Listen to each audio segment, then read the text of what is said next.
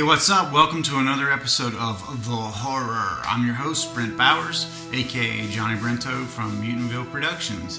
Today we're talking about a 1984 horror thriller called Razorback.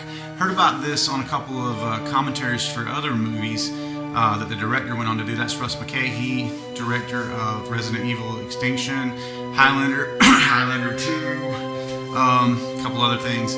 But so it's a film, basically it's a horror thriller about a giant, freakishly large wild boar terrorizing a town in the outback. I should mention this is probably going to have spoilers, so if that's going to put you off, you might want to stop now, because I will say that this is a pretty cool movie. If you like monster films, which I do, of course Tremors being my favorite movie ever, yay! I was drawn to this film, the whole freakish nature of the monster and everything. So it features a animatronic giant boar pig, which famously cost $250,000 and is featured on film only 1 second. I just think that's totally awesome in and of itself. I mean, that alone made me want to see the picture. But it is an Ozploitation film, and I'm actually taking a hard look at Ozploitation here later after I just recently watched a really cool documentary. I mean, not quite Hollywood. You need to check that out. Netflix, baby. That's where it's at. See, and I've also pulled Road Games and a couple of other ones that really interested me. Of course, we've all seen Mad Max and a few of the others, but there were a lot of titles in there that were exploitation, race car type smash 'em up films. I felt like I really wanted to try to catch up on some of these that I missed. So that starts with Razorback. So, okay. Razorback. The story of Razorback, basically the film starts off with a large boar barreling through this guy's house and dragging off his young grandson. So he's, lots of folks think that he just made the whole thing up, and, he's tried for killing and hiding the body of his grandson, ultimately acquitted, but of course it destroys his name, and he ends up, sort of a social pariah. Eventually this big-time reporter from New York comes to town to cover the mass murdering of kangaroos for dog food, and they have like a plant there that I think it implies that they're killing kangaroos and making them, dog food, and that's sort of one of their sideline local economies. So when she gets there, nobody wants to help her.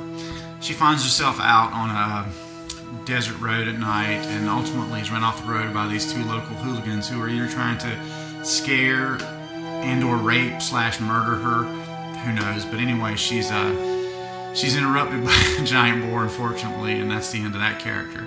Her husband, played by Gregory Harrison, which is sort of the only name star that this film features, he can't accept that she's supposedly fallen down a well, which is the cover story.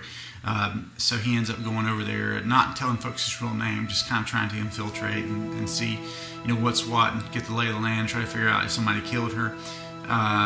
Ultimately, he runs into the grandfather I mentioned earlier on that is acquitted of murdering his kid, but basically the wild boars ruined his life. And this guy has an obsession with the wild boar, hunting it and whatnot. So, I don't know if it's animatronic, but the glimpses that you get of the wild boar, I think, are really convincing and look really good. I mean, I've heard this film trashed for the look of the monster, but from my perspective, it looked really good, especially considering the film, was released in 1984.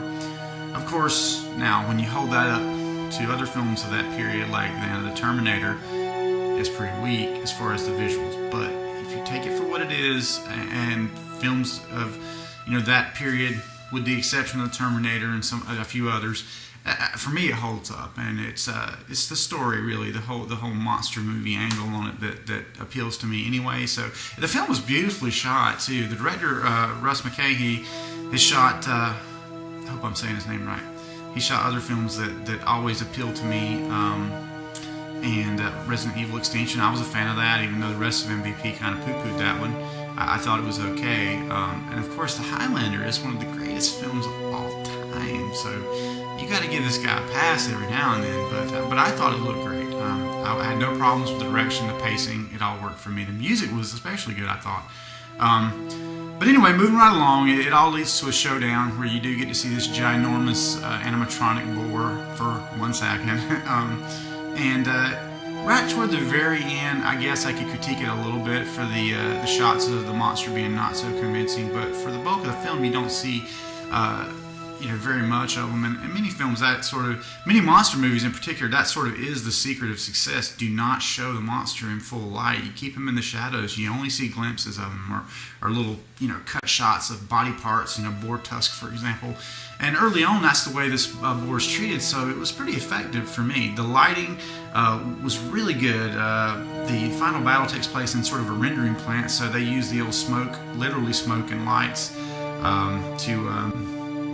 to make it look ominous, and it sure works, and I loved it. So for me, I would say if you like monster movies, go out and check this out. From Johnny Brento to all you monster fans, check out Razorback. Definitely worth the watch.